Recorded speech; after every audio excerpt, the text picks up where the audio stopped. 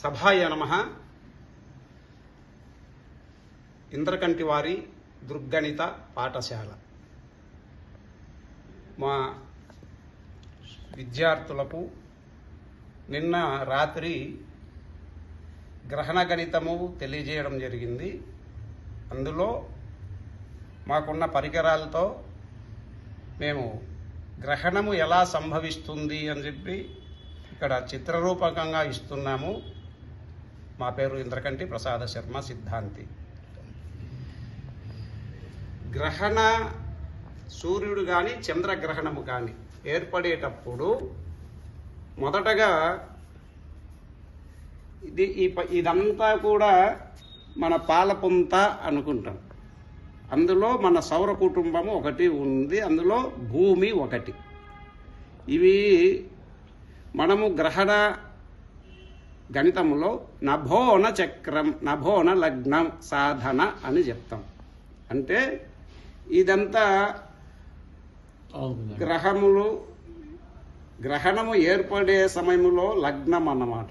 దాన్నే నభోన లగ్నం అంటారు. అంతకు ముందుకు చంద్రుడు ఇక్కడ ఉన్నాడు అనుకుంటాం. మన చంద్రగ్రహణం ఏర్పడింది, చంద్రుడు అనుకుంటాం. అంటే చంద్రుడు దీనికంటే ముందు రాశిలో ఉన్నాడు అనుకుంటాం.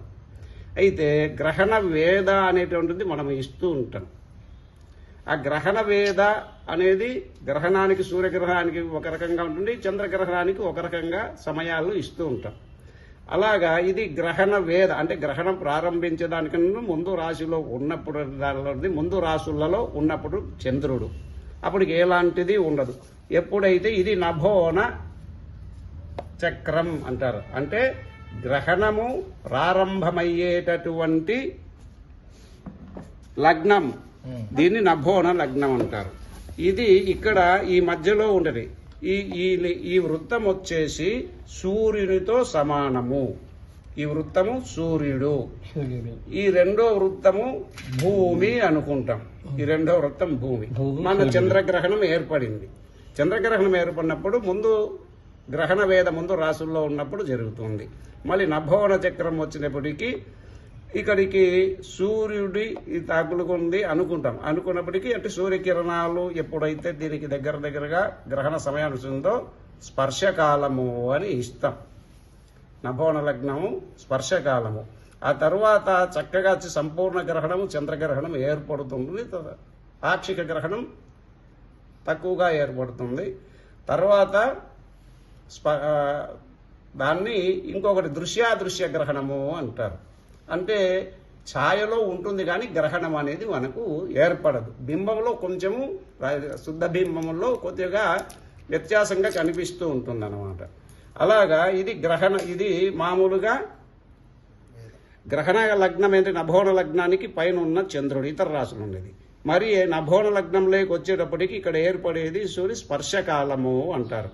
అక్కడి నుంచి స్పర్శకాలం నుంచి సంపూర్ణ గ్రహణం ఏర్పడినప్పుడు ఇలా భూమి యొక్క ఛాయలో ఈ పూర్తిగా కప్పివేయబడుతుంది. ఇది సంపూర్ణ గ్రహణము అంటారు. గ్రహణ మధ్యకాలము కూడా అనుకోవచ్చు.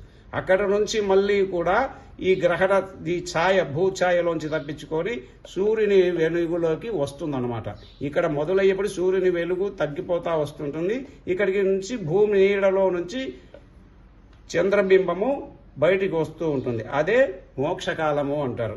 మరి ఆ తర్వాత ఈ నభోన లగ్నం అని చెప్పాం కదా, దాన్ని దాటుకొని పూర్తిగా బయటకు వచ్చేది శుద్ధ బింబ దర్శనము అంటారు. అంటే ఇదే విధంగానే మనము సూర్యగ్రహణాన్ని కూడా దీంట్లోనే చెప్పుకోవచ్చు. ఇది సూర్యుడిగా భావిస్తాం.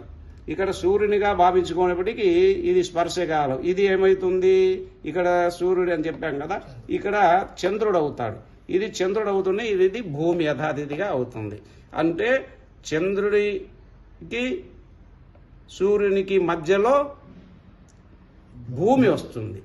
అప్పటికి సంపూర్ణ గ్రహణం ఏర్పడితే ఇలా ఉంటుంది. సంపూర్ణ గ్రహణం దాదాపు అంటే 80 సంవత్సరాలకు పైగానే సంపూర్ణ దగ్గర పైన ఏర్పడుతుంది సంపూర్ణ గ్రహణము అనేది.